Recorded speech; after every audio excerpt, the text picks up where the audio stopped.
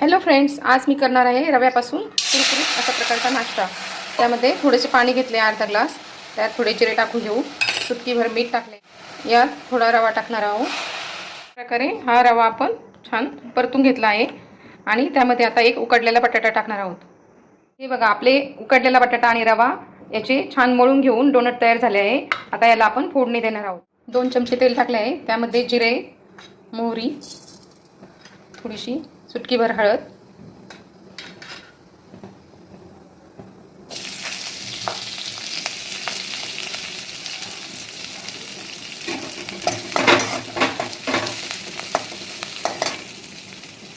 थोडासा चाट मसाला टाकणार आहोत आणि आपले डोनेट त्यामध्ये परतून घेणार आहोत।